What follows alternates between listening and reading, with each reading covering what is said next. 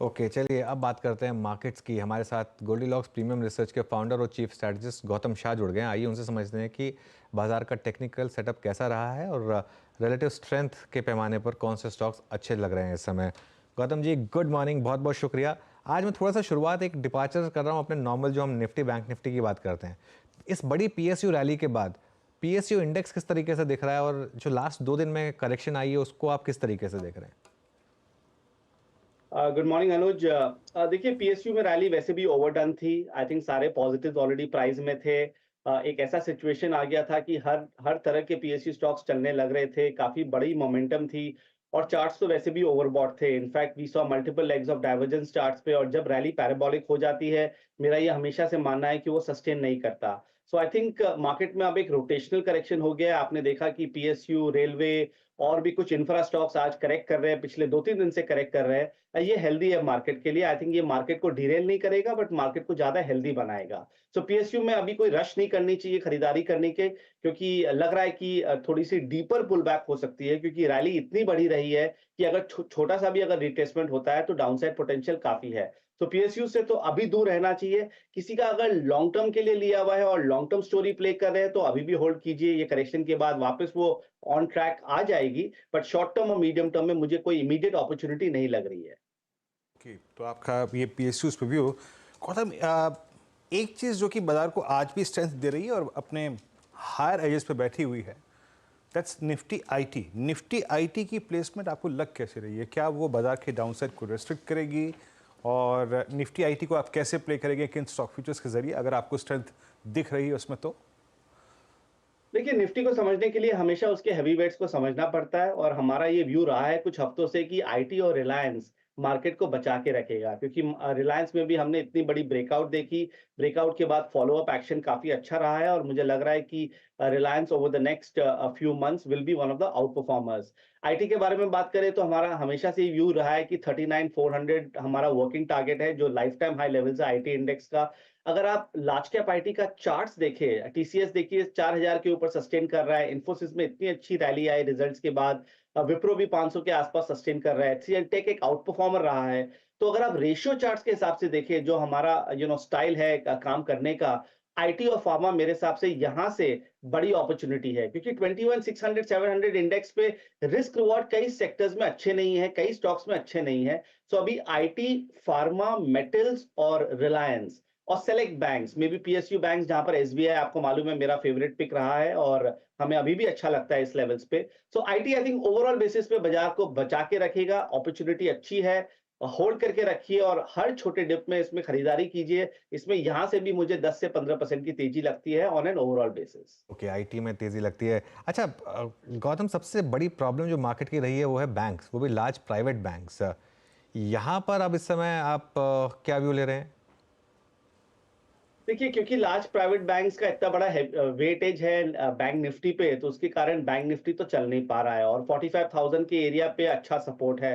HDFC bank को अगर आप देखें तो 1380 टू 1400 वहां पर उसकी लॉन्ग टर्म सपोर्ट है। हो सकता है कि वहां से वो बाउंस कर जाए, बट ऑनेस्टली अभी जिस तरह का मार्केट है, यहाँ पर आपको आउट परफॉर्मेंस में रहना है। आपको उन शेयरों में रहना है जो बाजार से बेटर चल रही है। तो बैंक्स तो अभी भी अवॉइड है। अगर किसी को बॉटम फिशिंग करना है लॉन्ग टर्म के हिसाब से, तो आप कर सकते हो, but don't expect short term medium term returns.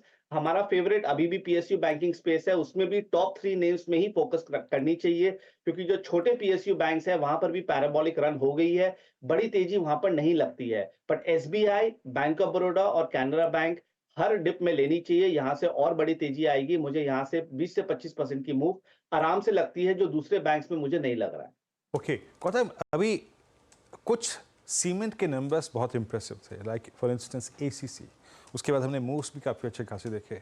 Cement पे किन किन स्टॉक्स को चेस कर रहे हैं आप लोग? सीमेंट का काफी अच्छा सेटअप है। इनफैक्ट हम जो लॉन्ग टर्म पिक्स देते हैं उसमें अल्ट्राटेक हमारी फेवरेट रही है, और अल्ट्राटेक हमारे लिए काफी अच्छा किया है, और यहाँ से भी मुझे लग रहा है कि तेजी बनी रहेगी। तो अल्ट्राटेक तो टॉप पिक है उस सेक्टर में। एसीसी और अंबुजा रिजल्ट्स के बाद इसकी मूवमेंट काफी अच्छी है, और मुझे लग रहा है कि दोनों लाइफ टाइम हाइस की तरफ चले जाएंगे। रैमको सीमेंट हमें काफी अच्छा लगता है, उस आई थिंक उसका चार्ट भी काफी अच्छा है और यहाँ से अच्छी तेजी बननी चाहिए। सो सीमेंट ओवरऑल अगर आप स्ट्रक्चरल स्टोरी देखिए, क्योंकि एक वो रियल एस्टेट प्रॉक्सी है, आई थिंक इसमें स्ट्रेंथ रहेगी।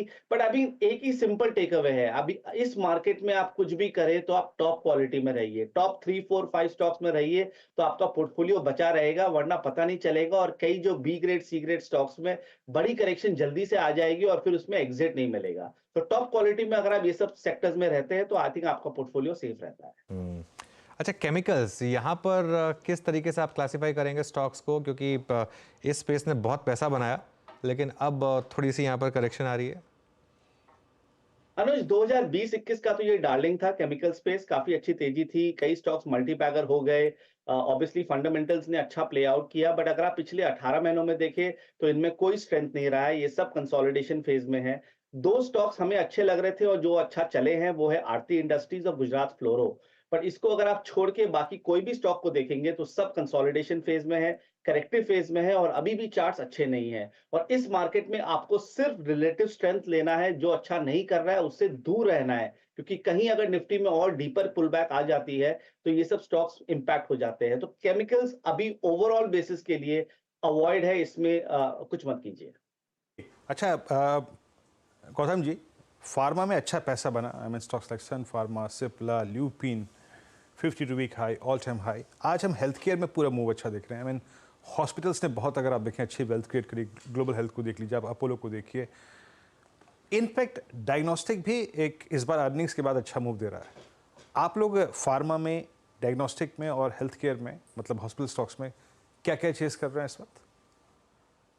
फार्मा काफी अच्छा लग रहा है। अगर आप उसके रिलेटिव स्ट्रेंथ चार्ट को देखेंगे तो आपको दिखेगा कि एक मल्टी मंथ आउट परफॉर्मेंस चालू हो गया है और डीवीज लैब के रिजल्ट्स के बाद डीवीज लैब ने भी अच्छा रिबाउंड किया है। डॉक्टर रेड्डीज हमारा फेवरेट रहा है, हम लोग ने रेकमेंड भी किया था हमारे सब्सक्राइबर्स को, और मुझे लगता है कि यहाँ से डॉक्टर रेड्डीज में 1000 रुपए की मिनिमम तेजी आनी चाहिए, may be if not more.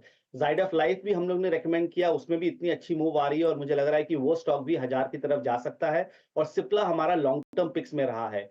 So I think पूरा अगर आप फार्मा इंडेक्स को देखें, हमारा टारगेट है 19,000 एनएसई फार्मा इंडेक्स, वहां तक ये धीरे धीरे जानी चाहिए। देखिए, अगर आप पिछले एक साल में देखेंगे तो हर एक फेज में कुछ सेक्टर्स होते हैं जो बाजार को ऊपर ले जाते हैं या कुछ आउट परफॉर्म करते हैं। मेरे हिसाब से अभी के फेज में फार्मा, आईटी और मेटल्स में काम करनी चाहिए। Auto, capital goods, consumer durables, real estate, infrastructure, ये सबसे दूर रहनी चाहिए। आई थिंक ये सब में अब रोटेशनल करेक्शन होगा और जो थोड़ा सा डिफेंसिव स्पेस है तो वहां पर अच्छा पैसा बनेगा। सो फार्मा ओवरऑल बेसिस पे अच्छा लगता है। जैसे मैंने कहा, 19,000 का हमारा इंडेक्स पे टारगेट है। ओके, 19,000 का इंडेक्स पे टारगेट है। रिलायंस पर अब क्या व्यू बन रहा है, क्योंकि इसने साइन दिखाए हैं लीडरशिप लेने के। अनुज काफी अच्छा चार्ट है और मुझे लग रहा है कि एक स्ट्रक्चरल स्टोरी बन सकती है। 2024 इवन दो हमारा फेवरेट पिक एसबीआई है इस साल के लिए, अगर आप पूछेंगे कि लार्ज कैप्स में सेकंड बेस्ट पिक क्या है, वो है रिलायंस इंडस्ट्रीज। और मुझे लग रहा है कि यहाँ से 15 से 20% की तेजी धीरे धीरे आ सकती है और अगर वो होता है तो वो पूरे बाजार को बचा के रखेगा, क्योंकि अब 26-2700 अब इतना अच्छा सॉलिड बेस हो गया है कि उसके नीचे जाना बहुत डिफिकल्ट है और ऊपर में एक बार 3000 का लेवल निकलता है जो थोड़ा सा साइकोलॉजिकल नंबर भी है, तो रिलायंस हो सकता है 34-3500 तक चली जाए। And it is not just Reliance, I think the entire group stocks, उसमें 4-5 स्टॉक है जिसमें रिलायंस का डायरेक्ट या इनडायरेक्ट इंटरेस्ट है, वो पूरा सेक्टर और पूरा सेगमेंट हमें अच्छा लगता है।